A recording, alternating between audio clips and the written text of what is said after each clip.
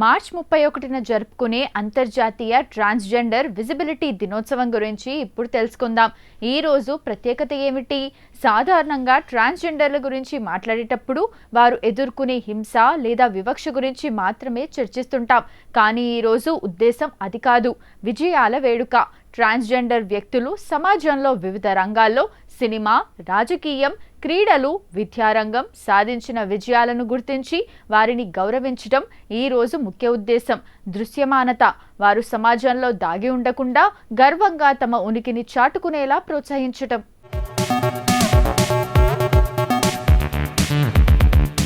2026 theme నిశ్శబ్దాన్ని వీడి నిలబడదాం. ప్రతి ఏటా ఒక ప్రత్యేక నినాదంతో ఈ రోజును నిర్వహిస్తారు. 2026లో ప్రధానంగా ట్రాన్స్జెండర్ల ఉపాధి మరియు సమాన హక్కులు అనే అంశంపై ప్రపంచవ్యాప్తంగా అవగాహన కల్పిస్తున్నారు. కార్యాలయాల్లో వారికి గౌరవప్రదమైన స్థానం కల్పించడం, విద్య మరియు ఆరోగ్య రంగాల్లో వారికి సమాన అవకాశాలు అందించడం భారతీయ నేపథ్యంలో కీలక ఘట్టాలు. నల్సా తీర్పు 2014లో భారత సుప్రీంకోర్టు ట్రాన్స్జెండర్లను థర్డ్ జెండర్గా గుర్తిస్తూ చారిత్రాత్మక తీర్పునిచ్చింది.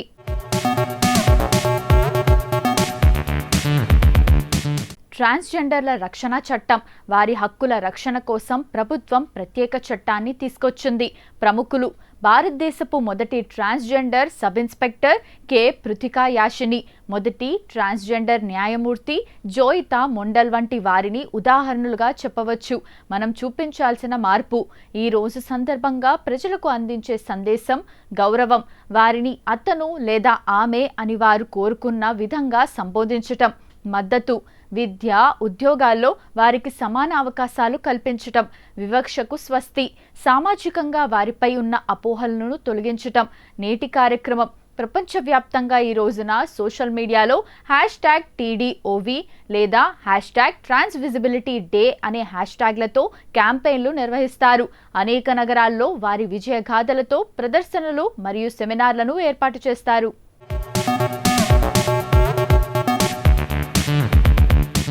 ఇప్పటిదాకా అంతర్జాతీయ ట్రాన్స్జెండర్ విజిబిలిటీ దినోత్సవం గురించి తెలుసుకున్నాం కదా. ఇక ఇదే రోజు వరల్డ్ బ్యాకప్ డే కూడా. మరి దీని గురించి కూడా తెలుసుకుందాం.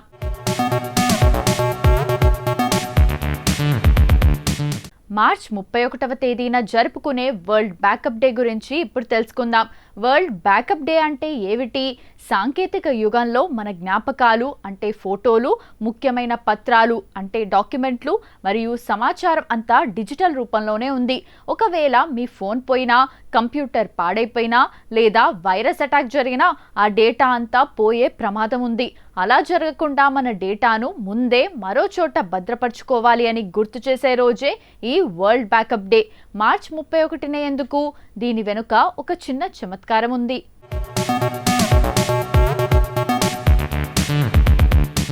ఏప్రిల్ 1వ తేదీ ఏప్రిల్ ఫూల్స్ డే.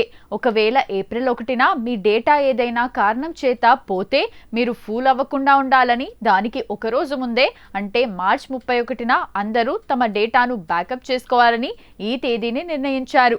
షాకింగ్ గణాంకాలు. ప్రేక్షకులను హెచ్చరించడానికి ఈ పాయింట్స్ వాడవచ్చు.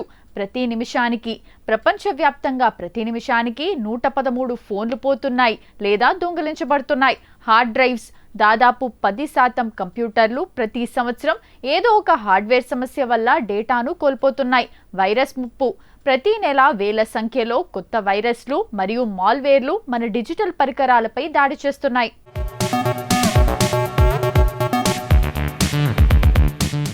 బ్యాకప్ ఎలా చేయాలి? ప్రొఫెషనల్స్ సూచించే ఉత్తమ పద్ధతి ఇది. 3 కాపీలు.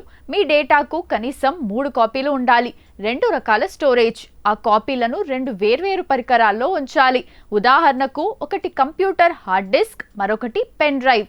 Of site. కనీసం ఒక కాపీని క్లౌడ్ స్టోరేజ్ వంటి ఆన్లైన్ ప్లాట్ఫామ్స్లో ఉంచాలి. వరల్డ్ బ్యాకప్ డే ప్రతిజ్ఞ.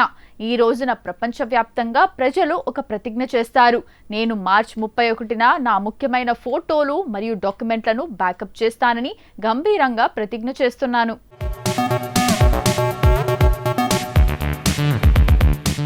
ఇప్పటిదాకా వరల్డ్ బ్యాకప్ డే గురించి తెలుసుకున్నాం కదా. ఇక ఇదే రోజు అంతర్జాతీయ డ్రగ్ చెకింగ్ డే కూడా. మరి దీని గురించి కూడా తెలుసుకుందాం.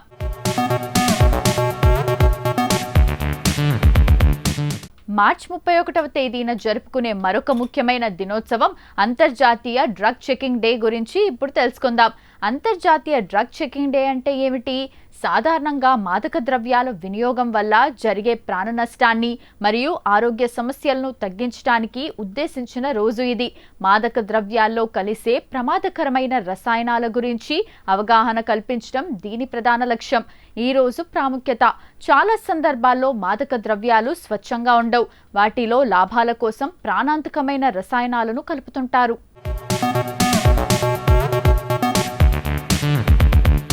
దీనివల్ల తెలియకుండానే డ్రగ్స్ తీసుకునేవారు ఓవర్డోస్కు గురై మరణిస్తుంటారు. ప్రాణరక్షణ: డ్రగ్స్లో ఏముందో పరీక్షించుకోవడం ద్వారా ప్రాణాపాయాన్ని తగ్గించుకోవచ్చు. అవగాహన: మాదక ద్రవ్యాల వల్ల కలిగే దుష్ప్రభావాల గురించి యువతకు వివరించడం. వైద్య సహాయం: వ్యసనపరులకు సరైన చికిత్స మరియు కౌన్సిలింగ్ అందించేలా ప్రోత్సహించడం. ఎందుకు మార్చి 31నే నిర్వహిస్తారు? దీన్ని కూడా ఏప్రిల్ ఫూల్స్ డేకు ఒకరోజు ముందే నిర్వహిస్తారు. ఎందుకంటే పండుగలు లేదా వేడుకల సమయంలో యువత పార్టీల పేరుతో మాదక ద్రవ్యాలకు ఆకర్షితులయ్యే అవకాశం ఉంటుంది.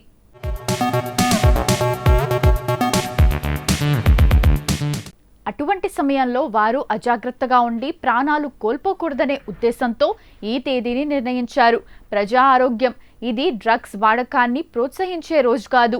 డ్రగ్స్ వల్ల కలిగే మరణాలను తగ్గించే ఒక ఆరోగ్య రక్షణ చర్య. కెమికల్ అనాలిసిస్: డ్రగ్స్లో కలిపే ఫెంటానిల్ వంటి ప్రమాదకరమైన సింథటిక్ రసాయనాల గురించి ప్రజలను హెచ్చరించడం. సందేశం: మత్తు వద్దు, ఆరోగ్యమే ముద్దు అనే నినాదాన్ని ప్రేక్షకుల్లోకి బలంగా తీసుకెళ్లొచ్చు.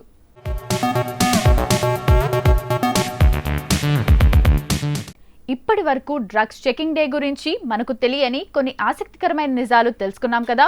మరి మార్చి 31వ తేదీన ఒక్కసారి చరిత్రలోకి వెళ్ళి చూస్తే ఎంతో మంది ప్రముఖుల జన్మాలు జరిగాయి. మరి ఒక్కసారి చరిత్ర పుటల్లోకి వెళ్ళి నేడు జన్మించిన ప్రముఖులు ఎవరో తెలుసుకుందాం రండి.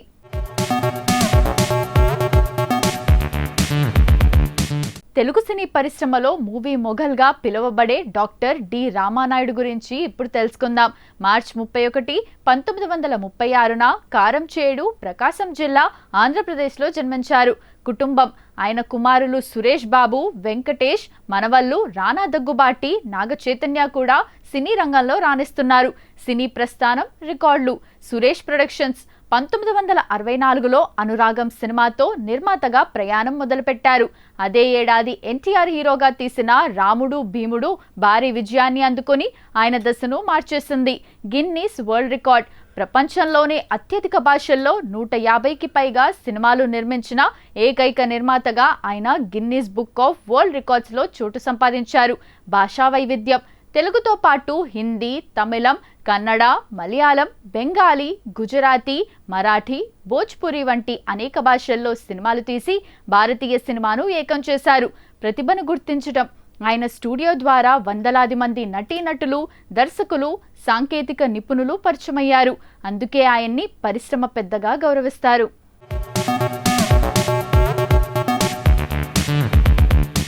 దక్షిణాఫ్రికా క్రికెట్ చరిత్రలో అత్యంత గొప్ప మరియు హుందాతనం కలిగిన బ్యాటర్లలో ఒకరైన హషీమ్ ఆమ్లా మార్చి 31, 1983న డర్బన్, దక్షిణాఫ్రికాలో జన్మించారు.